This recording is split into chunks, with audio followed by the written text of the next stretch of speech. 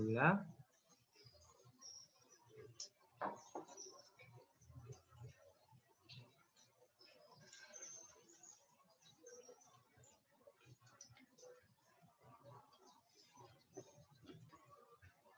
Hola, muy buenos días. ¿Cómo estás, Valerie?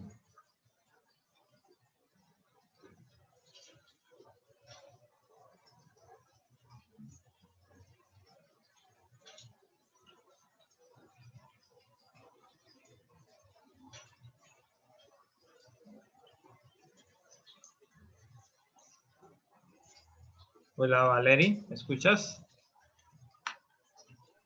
Sí, señor. Ok. ¿Tú no participaste en la mesa? ¿No estabas invitada? Sí, pero ya está terminando.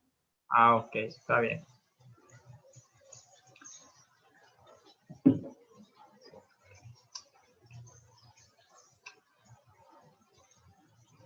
Laura, muy buenos días. ¿Cómo estás? Buenos días. Giancarlos, ¿qué ha habido? ¿Qué hay de esa vida? El señor de los negocios.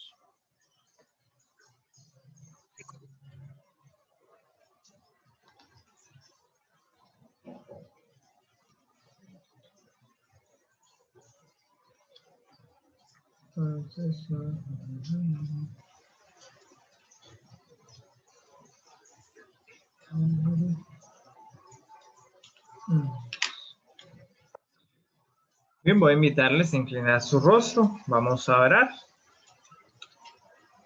Querido y bondadoso Señor, te damos gracias por tus bendiciones, por tu compañía.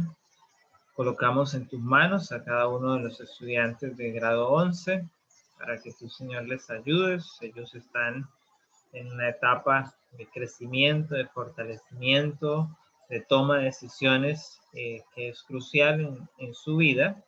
Y queremos, Señor, que puedan contar con la sabiduría de lo alto, que podamos también brindarles herramientas en ese proceso para que ellos puedan tomar buenas decisiones. Gracias, oh Dios, porque nos escuchas, porque envías también la lluvia para regar la tierra, para que ésta dé su fruto a tiempo y fuera de tiempo. Gracias, oh Dios, porque nos das salud y queremos, oh Dios, que pedirte que pueda ser de esta manera en el mayor tiempo posible. Gracias por escucharnos en el nombre de Jesús. Amén.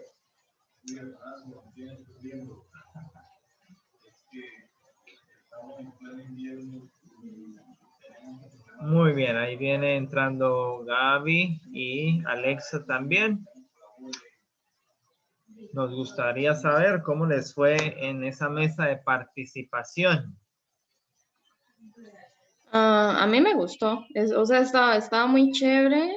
Vi mucho niño pequeño Profe, y la información que dieron me pareció centrada y me pareció bien que la mayoría pues fueran niños, porque pues se a les mí también me informa sobre ese gustó. tipo de cosas. Muy bien. Decías, Alexa.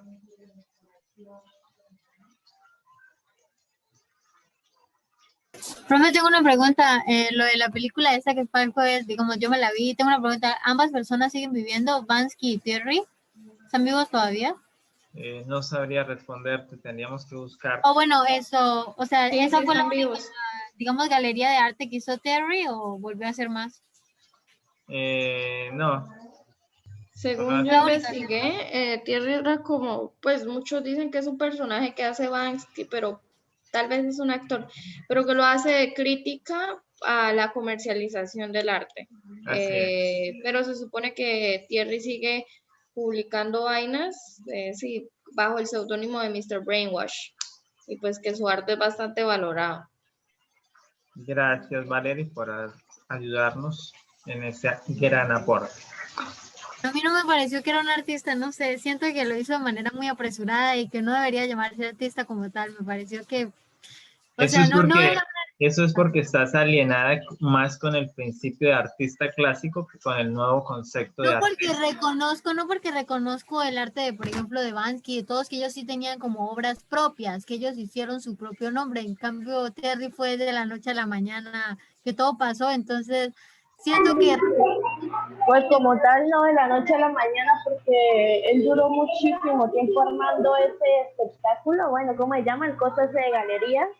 sí, pero también perdió el sentido del arte al final de todo porque simplemente prácticamente lo hizo por dinero, dejó el amor al arte que realmente le tenía al principio, o sea, perdió el sentido de lo que realmente era el arte al final de la película. Pues ahí creo que él lo hizo fue por Banksy, Además de porque que él le tomaba pidió el y lo arte quería de otras vender. personas y lo hacía suyo cuando en realidad no tenía su propia arte, simplemente tomaba lo de los demás y lo mezclaba. No sé. Bueno, son apreciaciones, justamente eso es lo que se busca con este tipo de ejercicios, que ustedes puedan hacer crítica y se puede postular desde cualquier punto. Así que ambas apreciaciones son valoradas.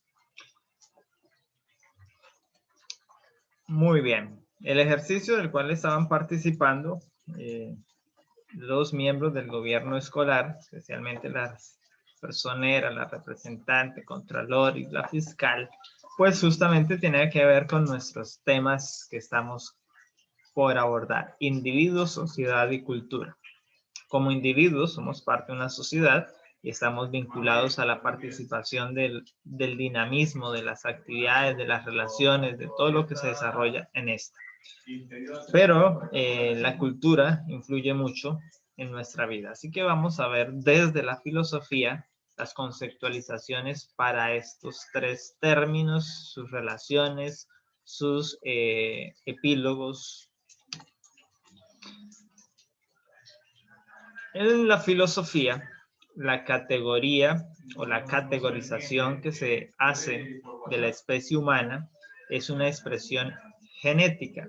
El concepto para hombre se diferencia del concepto de la biología, del Homo sapiens, donde el hombre es un ser sapiente, ¿no? Pero en la filosofía el concepto tiene una diferenciación. ¿Por qué? Porque lo vemos como un individuo que pertenece a una sociedad, que tiene unas capacidades, que se relaciona con un entorno en la toma de decisiones, en la producción y en el ejercicio político. De esa manera, entonces, hay un cambio. Esa capacidad de crear instrumentos y de producción efectivos, entonces, hace una asimilación consciente de la sociedad a través de la actividad productiva, que le permite planificar con antelación. Es decir, que podemos hoy, que vivimos en el año 2021, prepararnos para el año 2030 y sus efectos en la especie humana. Prepararnos para el año 2050 y sus efectos en la especie humana. O prepararnos para el año 2100 y sus efectos en la especie humana. Eso es ser consciente de lo que va a hacer y producir anticipadamente. Entonces, esa planificación con antelación nos permite prever los cambios que van a haber a partir de los fenómenos que estamos viviendo hoy en día. Entonces, todos saben, o por lo menos hemos escuchado, que para el 2030 ya no se usará gasolina.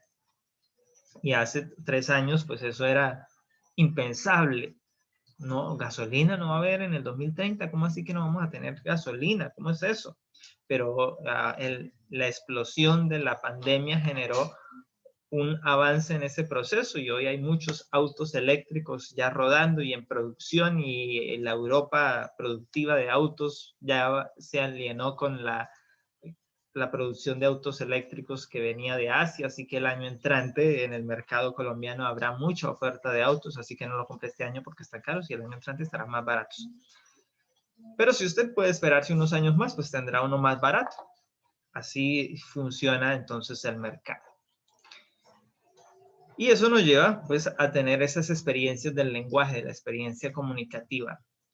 Entonces, la sociedad, que es donde cada individuo está posicionado, ¿Qué es la sociedad? Es un organismo que nos, podríamos decir, nos absorbe o nos hace parte de él.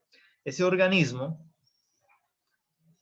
tiene vida, porque los individuos son seres vivos, tiene vida porque hay muchas relaciones, porque hay muchas interacciones, porque hay muchos efectos, resultados, hay instrumentos, hay medios de trabajo. Eso nos permite ver que la sociedad es viva, a pesar de que no sea un ser vivo, ¿no? Pero es una sociedad cambiante, una sociedad que está evolucionando, que no está enquistada en la historia y se quedó ahí, no, sino que va avanzando con los nuevos descubrimientos, con las nuevas tecnologías, con los nuevos descubrimientos. Entonces, ahora que estamos nuevamente en boga de la era espacial, entonces estamos soñando con llevar al hombre a Marte, ya no a la Luna como en la década de los 60, 70, 80, sino que es a Marte o más allá, colonizar el espacio. Eso es una sociedad que tiene una visión larga. Entonces, esa es la sociedad donde nosotros estamos, pero la sociedad está conformada por individuos. ¿Qué son los individuos? De hecho, algunos se molestan que les digan, oiga, individuo, porque puede ser usado como un insulto esta palabra en el contexto despectivo. Pero, de hecho, hay por allí una canción en el argot colombiano que dice, no me llames individuo, no soy un individuo, justamente haciendo alusión a, a esta línea semántica que tiene esta palabra. Pero en el concepto del individuo, es el hombre concreto, es una persona específicamente que puede sentir, que puede pensar, que puede actuar. En otras palabras, el individuo tiene características propias, características que lo hacen portador de unas relaciones con los demás individuos. Entonces, ahí viene el concepto también del Homo sapiens. El ser es un ser sociable. El individuo resulta necesario en la sociedad. No puede existir un individuo en una sociedad ausente. O sea, el individuo no puede ser ausente. Tiene que estar relacionándose. Todos necesitamos relacionarnos en la sociedad, tener interacción, usted necesita comer. Todos necesitamos comer, ¿verdad? ¿Y qué tenemos que hacer? Bueno, tengo que cultivar. Sí, es una de las soluciones. Otra solución, pues trabajo y compro. Así, ¿dónde trabajas? Para ganar dinero. Bueno, yo trabajo en mi cultivo y vendo mi cultivo. Ah, pero cuando va a vender tiene que depender de la sociedad que se lo compre. Así que tiene que relacionarse con la sociedad. No puede negarse a la sociedad. Que si vive en una ciudad, pues va a tener que ir a la tienda, al supermercado, al banco. Bueno, va a trabajar en una empresa, en un lugar. Está obligado a relacionarse. Actualmente no se puede estar alejado de la sociedad. Ya no somos nómadas que vivíamos allá. No, ya no hay el concepto de ermitaños tampoco, como lo existió en algún momento, porque se requiere la sociedad. Aunque podríamos tener en Colombia hay algunas tribus que son, que no han tenido contacto con la sociedad blanca, por decirlo así, y que viven en el Amazonas. Pero algunas de ellas, en medio de las dificultades de la pandemia del coronavirus, se han visto obligadas a tener contacto con el hombre blanco, porque la enfermedad los masacró y ellos no estaban preparados, no sabían qué era, no supieron darle solución y buscaron entonces en el hombre blanco una solución para sobrevivir.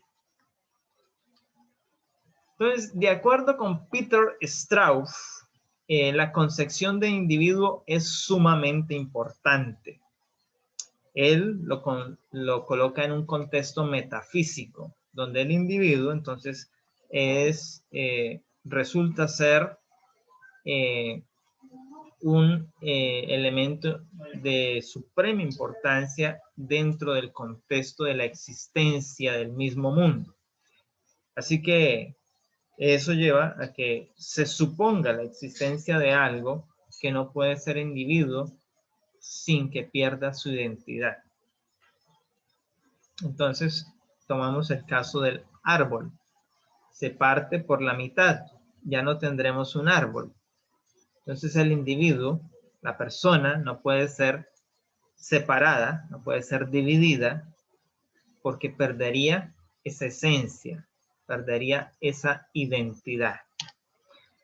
La sociedad, por ende, entonces juega un papel importante dentro de la construcción del individuo.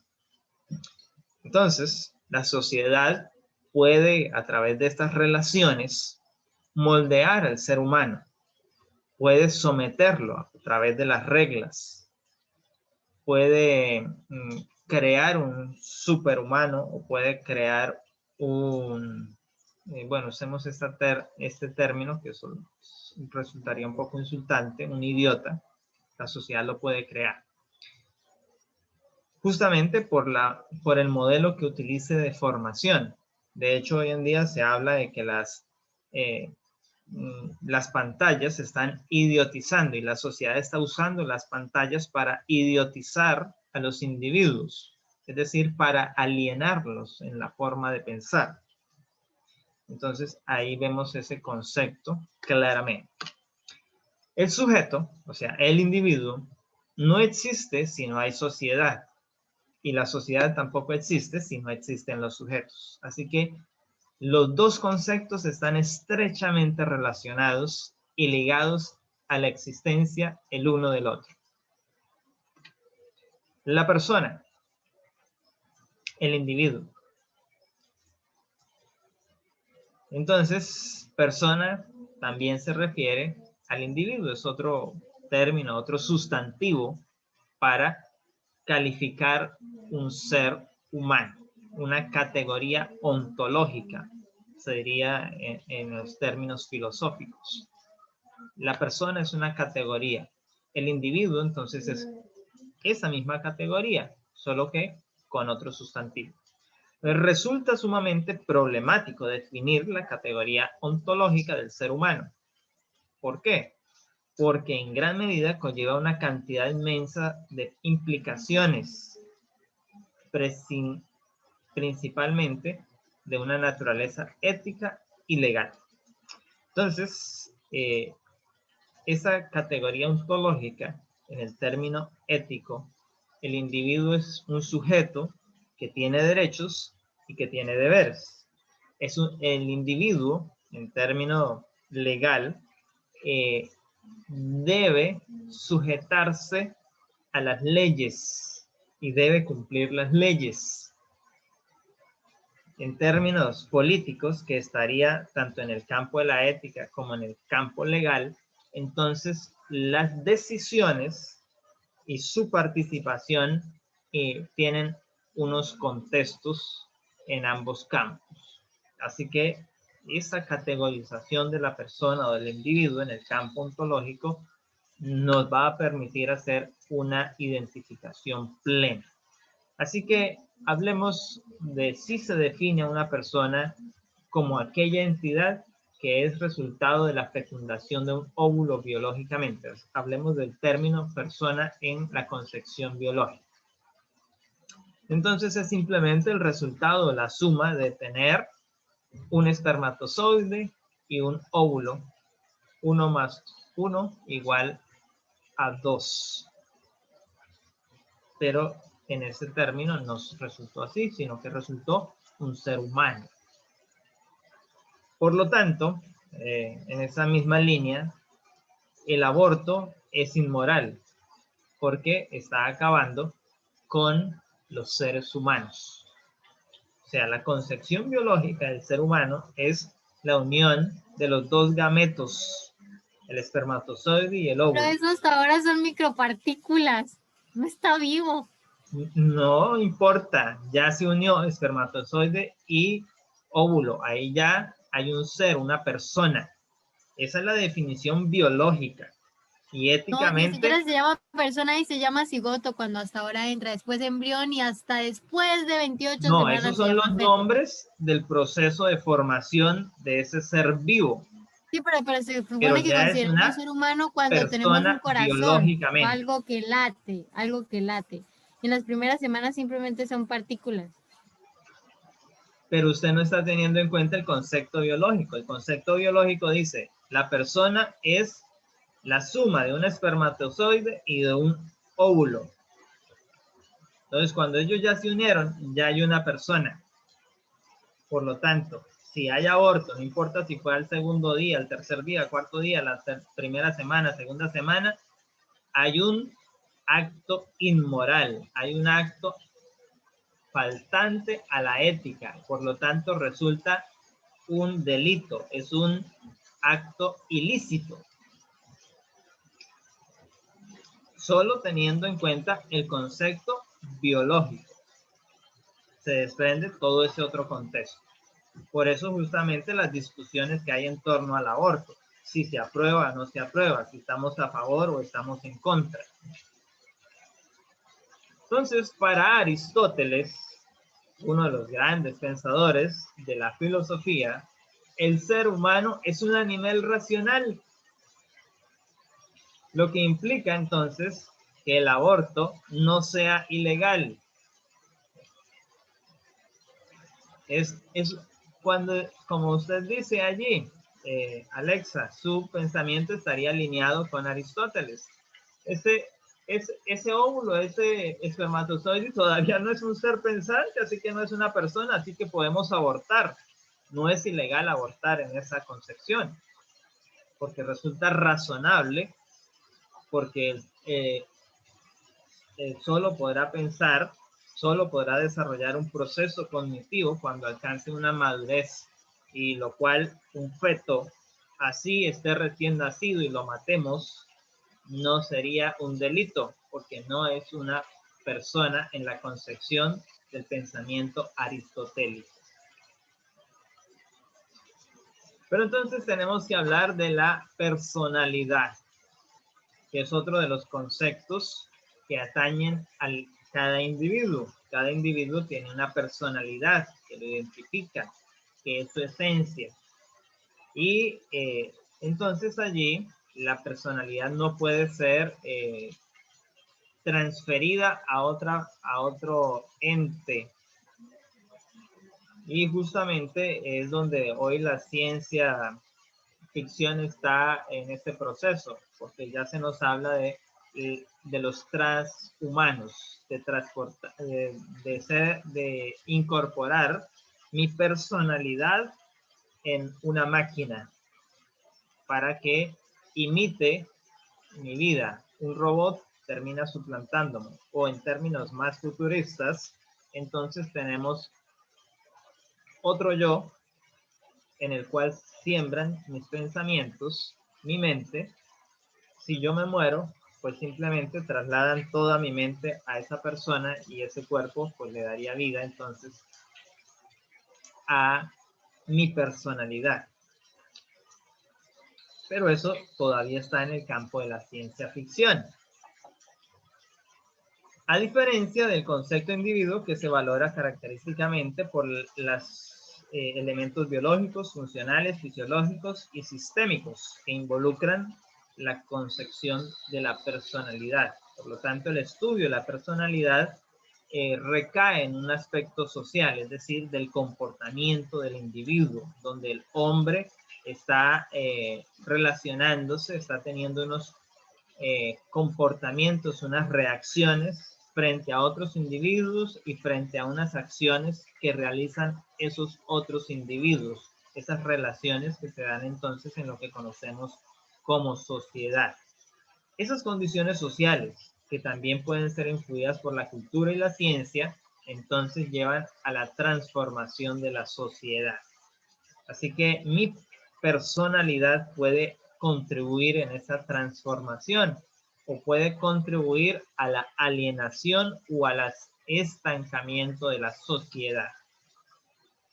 De allí que las empresas a la hora de realizar las convocatorias buscan los perfiles más destacados en los individuos, no se buscan los menos calificados, porque se busca evolución, se busca transformación, se busca progreso. Entonces, en ese proceso de socialización, los individuos son enseñados a comportarse mediante unos patrones culturales.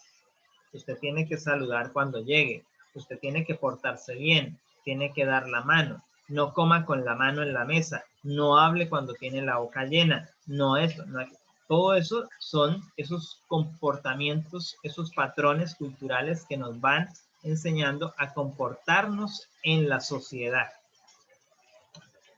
Entonces, la relación social resulta una construcción cotidiana. Todos los días estamos construyendo relaciones sociales. Ahora con esto de la cuarentena entramos en un colapso porque necesitamos socializar, porque necesitamos relacionarnos con la otra persona, necesitamos interactuar y Profe, entonces... aquí tengo una duda. Por ejemplo, digamos, pues a nosotros, Súbele, bueno, sí que nos casi no le afectan. escucho. Hola, aquí tengo una duda, que digamos, por ejemplo, en este caso, lo de así comunicación, digamos, a nosotros, bueno, puede que nos afecte, pero nosotros ya aprendimos a socializar, pero ¿qué hay de los niños que nacieron en esta época? ¿Cómo serán ellos en un futuro para socializar? ¿Habrá algún problema? Entonces, algunos pues se van adaptando, van aprendiendo el entorno, van superándolo, pero hay otros que desarrollaron las llamadas enfermedades mentales. Empieza la depresión, empieza la angustia, empieza y terminan desembocando en suicidios, en cortándose la vida, porque no tuvieron una salida, no la encontraron, no se adaptaron a este golpe que les presentó la pandemia. Entonces, de allí la importancia de que la persona, el individuo, tenga capacidades para transformarse a sí mismo, para reconstruirse. Entonces, lo mismo ocurre cuando tienes una pérdida.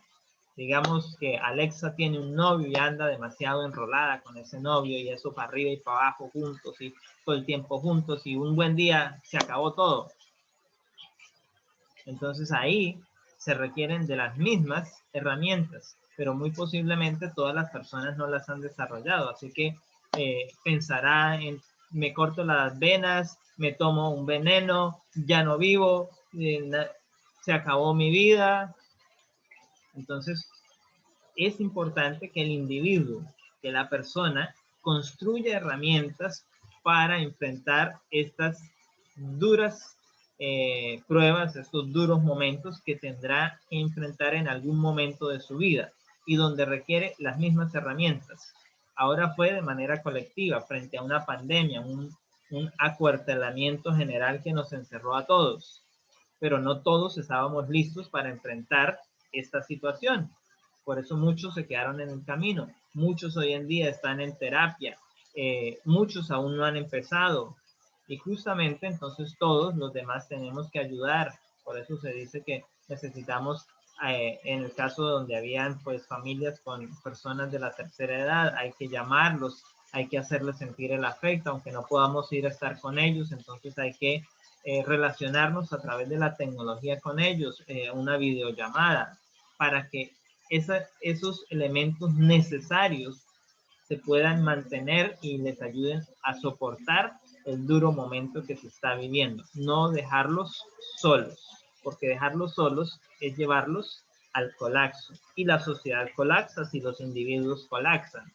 Entonces, por eso, ahora lo que son la atención primaria en el concepto de salud ya no es tanto atender a los pacientes del coronavirus. La atención primaria está volcada en este momento sobre quienes sufrieron esos efectos del confinamiento, atenderlos, escucharlos, aconsejarlos, acompañarlos para que puedan superar, para que sean resilientes.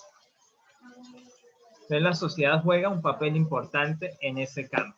Las relaciones que existen entonces entre individuo y sociedad no se pueden reemplazar, son parte del diario vivir, son parte de nosotros mismos.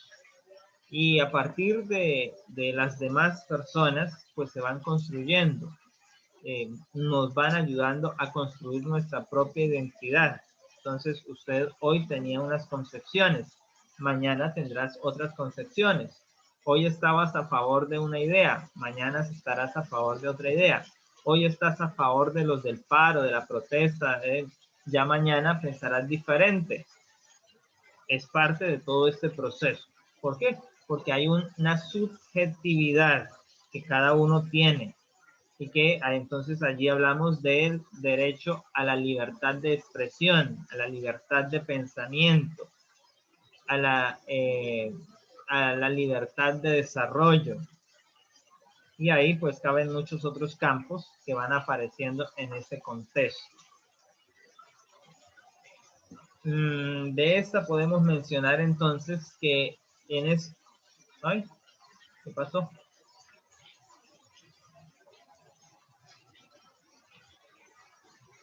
Ya. Es aquí donde es importante que el individuo pueda cumplir, pueda satisfacer entonces las necesidades básicas. Entonces la sociedad debe brindarle ese apoyo para que puedan desarrollar esos aprendizajes, para que pueda suplir esas necesidades básicas. ¿Cuáles son las necesidades básicas de un individuo? Bienestar, y el bienestar pues implica relacionarse bien con su entorno, con la sociedad, consigo mismo, con la idea de un ser superior, llámese Dios en cualquiera de las manifestaciones de las creencias que existen. Eso es una necesidad básica del ser humano, pero también es una necesidad básica socializar, entablar relaciones de diferentes niveles con otros individuos. También es una necesidad básica satisfacer el hambre, la sed, el calor, el frío. Entonces, todo eso debe ser aportado desde los aprendizajes por la sociedad. Allí el modelo educativo, el concepto de la escuela, del colegio, de la universidad juegan papeles muy importantes porque ayudan a construir los nuevos individuos que formarán parte de la sociedad. El individuo entonces hace de su conocimiento algo nuevo y lo lleva a una praxis para así ser entonces independiente, para ser autónomo, para ser suficiente. Esta relación entre el individuo, la sociedad y la cultura entonces nos permitirá tener un hombre que socialice, un hombre que esté sujeto a las normas, un hombre que se sujete a las reglas, un hombre que tenga una relación de buenos beneficios con la sociedad. En el proceso, pues no es que sea todo color de rosa, habrán dificultades, es un proceso complejo. Lo social no es un campo que sea tan estudiado y tiene una cantidad de dinámicas que muchas veces sorprende aún a los que estudian los comportamientos sociales, porque no se basan en los patrones, sino que van surgiendo nuevos patrones de acuerdo a los comportamientos que la sociedad va presentando. Entonces, eso lleva a que existan nuevas interrelaciones, a que cuenten nuevas estructuras, a que se generen nuevos fenómenos. Por ejemplo, la situación que está viviendo Colombia durante estos últimos 23 días, un estallido social que básicamente no ha tenido precedentes, es lo que se dice. Pero si revisamos la historia, en Colombia han habido varios estallidos sociales y cada uno de ellos ha tenido unos alcances, unos logros. De hecho, la Constitución del 91 es producto de un estallido social donde unos estudiantes en 1989, 1990 desarrollaron ese estallido social y que eso logró una constituyente para darle a los colombianos unas mejores garantías. Entonces, hay opciones allí que están enmarcadas en la sociedad y que generaron unos cambios. ¿Qué estamos teniendo hoy? Ya hay una reforma fiscal que fue anulada, ya hay una reforma a la salud que fue anulada, y hay unos pliegos de peticiones que van a empezar a negociarse, que brindarán pues algunas garantías y unas mejoras a los ciudadanos, a los habitantes. Bueno, entonces esos son nuevos cambios que se van introduciendo en lo que conocemos como la sociedad colombiana. En la Edad Moderna, entonces debemos decir que hay unas caracterizaciones que conquistan derechos y libertades individuales. Y esas conquistas de derechos y de libertades no se logran de manera pacífica, lamentablemente. Si usted revisa las revoluciones liberales en Europa, no fueron pacíficas. Una de ellas, pues, la conocemos como la Revolución Francesa, pero está la Revolución Rusa, la revolución de los trabajadores, de la clase trabajadora, la revolución del proletariado, que desembocó también en algo que se conoce como los manifiestos comunistas y demás. Entonces, y ellos aportaron ciertos derechos políticos que hoy tenemos la sociedad, que podemos elegir a quienes nos gobiernan, que podemos tomar decisiones, que podemos participar. Eso se logró a través de esas caracterizaciones, de esas conquistas que se lograron en el pasado.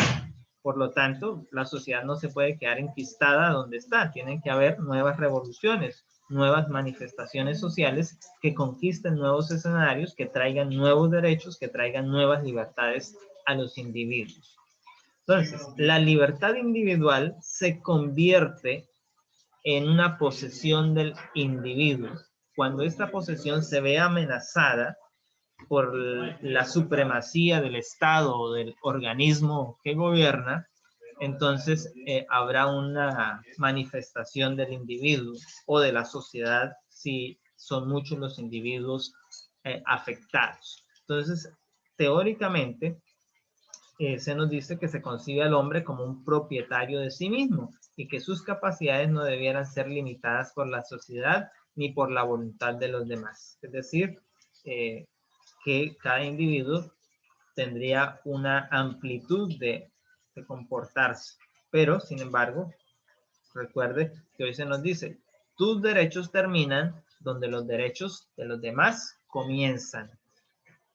El derecho a la protesta termina donde empiezan la afectación a los demás ciudadanos. En la Edad Moderna, la sociedad no es concebida como un grupo homogéneo. O sea, todos los individuos no son iguales. Cada individuo es diferente.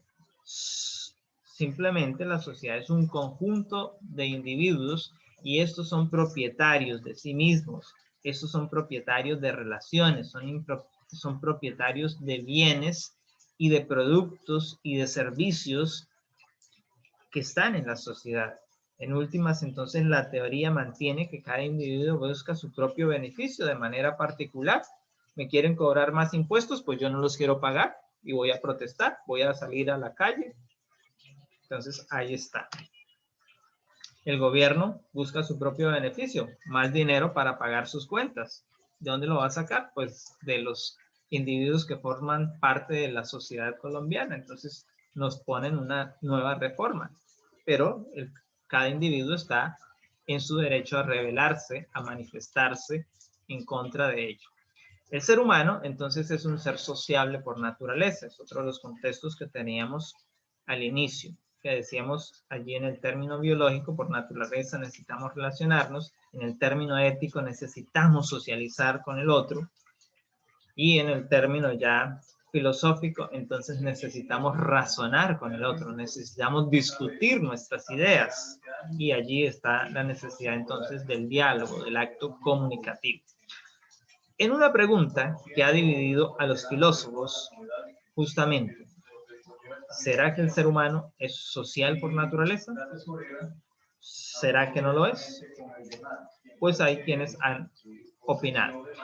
Aristóteles opinaba justamente que una persona debe ser concebida como un animal político que requiere de la sociedad para desarrollarse adecuadamente. Entonces, como animal político, tiene sus propias creencias, pero también tiene sus necesidades y tiene sus opiniones. Por lo tanto, esa dimensión política del hombre supone la capacidad que éste tenga para relacionarse discursivamente. De allí que se desarrollaran varios aspectos. Cuando volvemos a reconectarnos para terminar la temática. ¿Listo?